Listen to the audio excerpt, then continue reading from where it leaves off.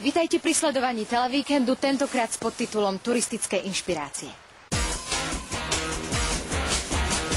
Dnes okrem iného zavítame do okolia Oravskej priehrady, na miesta, kde sa bežní turisti dostanú len málokedy.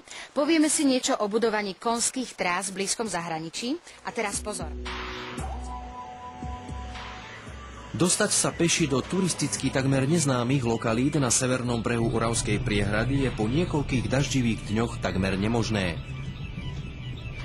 Bez štípky podozrenia sme preto prijali ponuku dvoch mladých turistických nadšencov z námestova, že sa nám postarajú o pohodlnú prepravu. Už začiatok neveštil nič dobrého.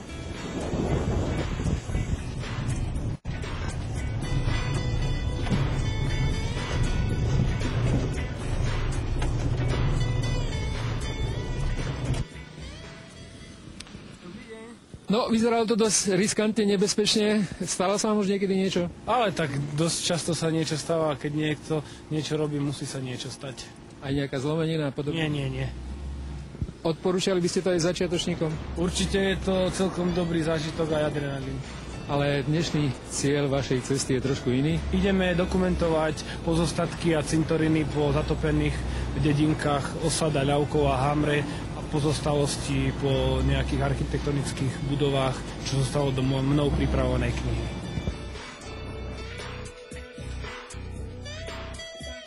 Pietné ticho na cintoríne silno kontrastovalo s predchádzajúcim civilizačným ruchom. Miesto, ktoré je paradoxne spomienkou na život, ktorý tu pulzoval pred zatopením vodami Oravskej priehrady. Teraz sme niekde v Hamroch, na cintoríne, po starých Hustianoch. Chodíme sa potápať, no a sú tu pozatápané ešte nejaké časti základov domov, nejaké časti klembových pivníc. Nachádza sa tu aj stará betonárka, ktorá bola vystavaná, keď sa začala stavať priehrada, kde šla taká lanovka, ktorá vozila betón na Oravskú priehradu. A niekedy, keď klesne voda, a takisto sa urobí ľad, tak na tomto mieste sa to prelomí a trčia základy. A boli sme sa aj v tejto betonárke potápať a sú tam neskutočne veľké sumce a hlavatky a takéto, to je taký komplex troch miestností. Cintorín je okrem spoznávania historických súvislostí ideálnym miestom na rôzne úvahy. Trebárs aj nad zmyslom či pominuteľnosťou života.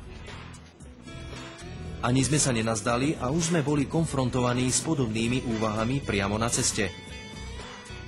Kto by sa bol nazdal, že cesta za prírodnými krásami Oravy môže mať aj takéto podoby.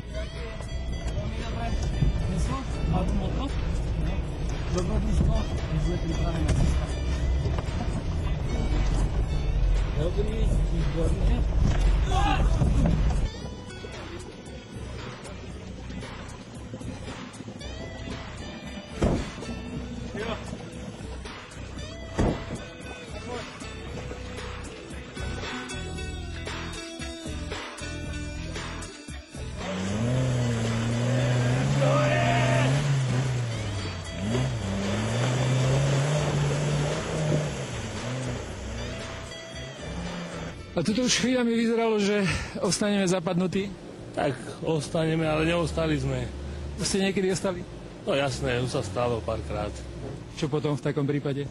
Tak navijak, lano. Ako je to s takými chránenými alebo citlivejšími územiami? Ja, tak tým chráneným oblastiam sa zatiaľ snažíme vyhybať. A tak zatiaľ sú nie žiadne tieto. Ale predsa len nenarobí to veľa škody v teréne? Tak vidíte sami, keď je terén rozritý. Čiže chodíte viac menej po cestách, ktoré už sú používané? Áno, ktoré sú už používané. Aj keď nám autorská licencia dovoluje verbálne dramatizovať náš presun podľa vlastnej úvahy, treba priznať, že záver našej cesty mal už oveľa pokojnejší priebeh.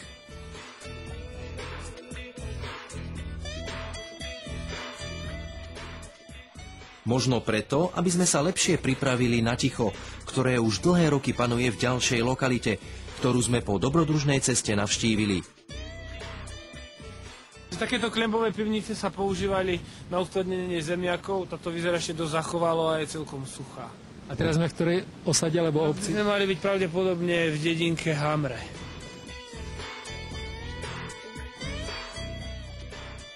Opatrnosti ani tu nikdy nie je nazvyš, ani pri obhliadke zvyškov zaplavenej obce.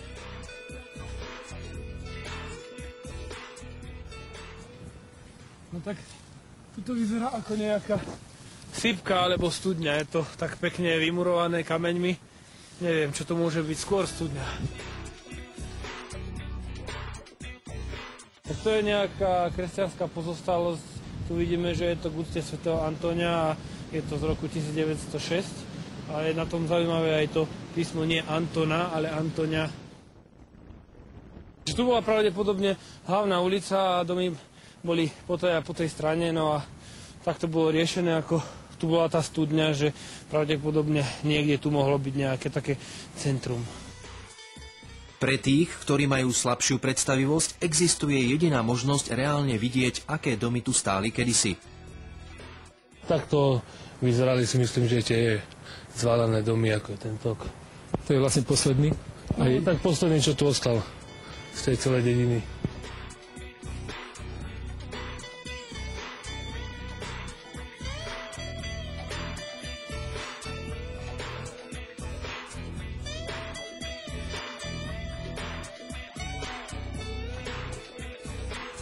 Pravdu povediac, trocha sme ostali zaskočení ďalším aspektom návštevy našich turistických sprievodcov. Kniha by mala byť o zachovaní sa architektúry a o tom, čo ešte zostalo, hlavne z tých nepoznaných dedín, ktoré boli zatopené Oravskou priehradou, plus určité pohľady a reál fotografie, ktoré sme získali od starých ľudí, ako kedysi bolo pôsobisko Židov na Orave, ako tu žili a ako to všetko zaniklo a rôzne tie stavby a zmeny, ktoré Oravu postihli. Prečo práve história? Lebo ma zaujíma, čo bolo predtým a kam smerujeme teraz. Málo sa tomu venujeme? Myslím, že áno. Málo sa snažíme o zachovanie histórie.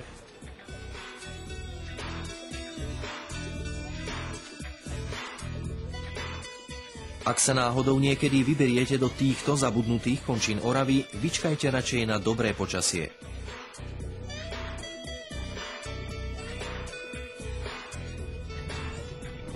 Ak nie, držíme vám palce.